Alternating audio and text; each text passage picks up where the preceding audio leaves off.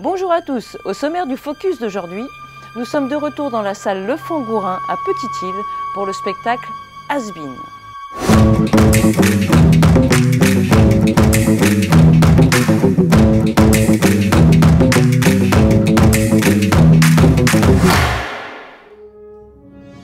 Has-Been est un spectacle plein de tendresse et de nostalgie qui nous questionne sur nos rêves et nos espérances d'enfants et sur l'adulte que nous sommes devenus. Has-Been, c'est l'histoire de Fabrice, 45 ans, qui le jour de son anniversaire convoque son petit moi, le petit Fabrice de 15 ans. Et c'est le moment du bilan. Qu'en est-il de ses rêves d'enfant? Est-il devenu l'adulte qu'il espérait? Bon, en gros, est-ce qu'il est devenu le vieux qu'il pensait être quand il était jeune, quoi? Non mais maman, on ne dit pas Jones, on dit plus ça. On dit quoi? Je sais pas, mais on dit pas ça. Bon, ok, on dit pas Jones. Has-Been, c'est aussi la confrontation entre deux époques. Celle des années 80 et celle d'aujourd'hui hyper connectée.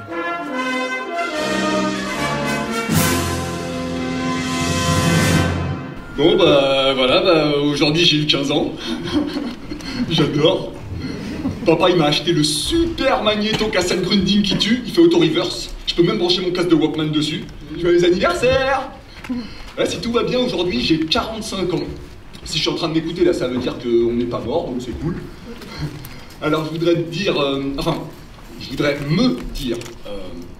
j'espère que ma vie elle est canon. Oh, ah bah c'est le nom de mon père, hein, j'ai pas choisi. Alors écoute, Fabrice Gaillard, je suis occupé, tu vas pas pouvoir rester là. Alors ça sent un petit peu quand même, je dirais, le vécu? Oui, en partie, ouais. C'est une pièce un peu autobiographique, mais pas complètement. Il y a beaucoup de choses qui sont pas vraies, mais on a écrit ça à deux. Il y a une dame qui n'est pas là, mais qui s'appelle Frédéric, qui a coécrit avec moi. Et effectivement, on est parti de notre expérience à elle et à moi, en tant qu'ado, en tant qu'adulte aussi, pour écrire cette histoire. Mais tu réalises que tu parles à toi-même là? Ah, tu me fais vraiment penser à papa, hein. Ouais, t'es pas un mec très cool, hein. On fait quoi comme métier? Je vends des logiciels de paye, très cher. T'es commerçant? Non, je suis ingénieur commercial. C'est quoi des Des logiciels, c'est un truc qui est sorti dans les années 90. D'accord, est-ce que d'après toi, ce passage autour des 45 ans, là, de bilan un peu, c'est un passage obligatoire et salutaire? Ouais, enfin c'est surtout qu'on avait 45 ans quand on a eu envie d'écrire cette pièce. On aurait eu 40 ans, on aurait fait un truc sur la quarantaine.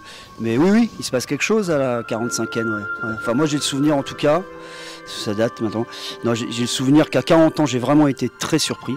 Je me suis dit mais c'est pas possible, c'est pas moi, j'ai pas 40 ans, enfin je m'y attendais pas du tout, alors que la veille j'avais 39 ans et quelques quand même. Et puis 45 ans, c'est encore un autre âge, ouais. On n'a pas encore 50 ans, on n'a plus 40 ans. On est à peu près sûr là qu'on est, dans le meilleur des cas, à la moitié de sa vie. Donc ça fait des choses dans la tête. Et on avait envie de parler de ça, mais pas que. On voulait aussi parler de l'adolescence, beaucoup. On voulait parler d'espèce de double crise de l'adolescence et du milieu de la vie. Et comment on pouvait s'entraider, petit Fab, grand Fab, dans ces passages.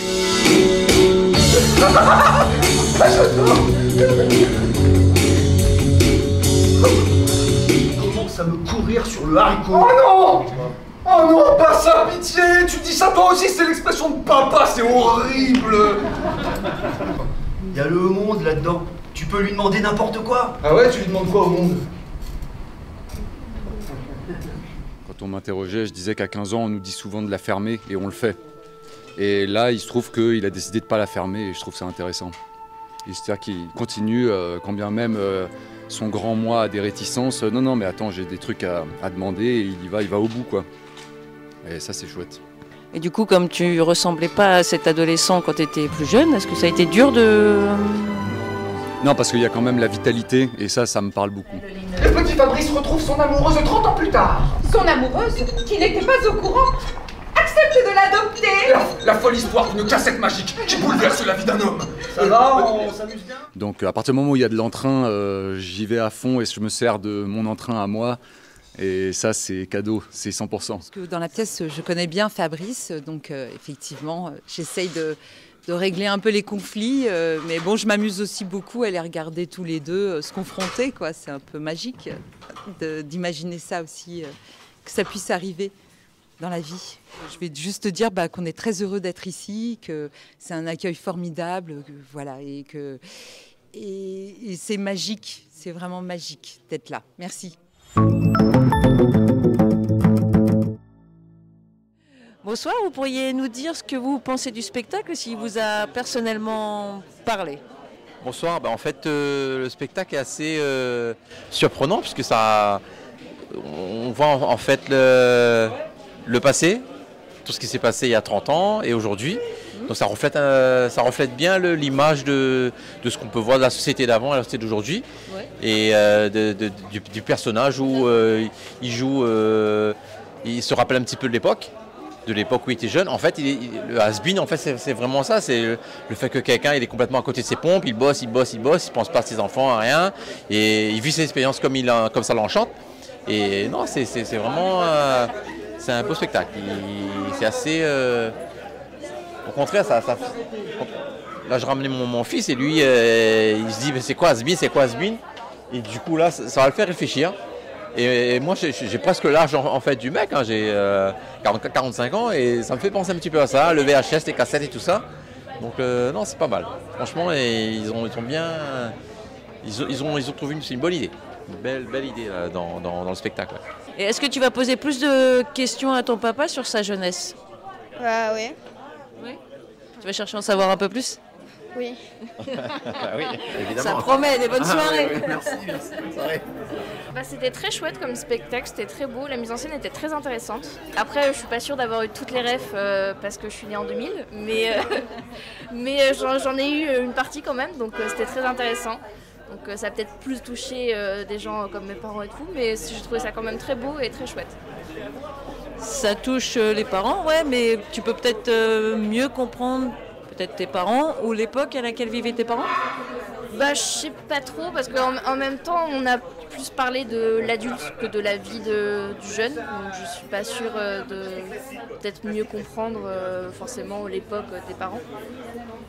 Ou peut-être je sais pas, les histoires que tes parents peuvent te raconter, ce qu'ils aimeraient changer ou ce qu'ils n'aimeraient pas du tout changer pour rien au monde. Je sais pas, il n'y a pas trop de regrets dans ma famille ou de trucs de nostalgie trop par rapport à ça. Qui est un peu, on avance et on essaye de faire de notre mieux. Mais ça restait quelque chose de très beau et un beau questionnement sur la vie et sur ce qu'on fait et les attentes qu'on peut avoir quand on a 12 ou 15 ans et tout. Donc j'espère qu'à 45 ans, la moi de 15 ans pourra être fière de moi. Donc c'est ce que je me souhaite.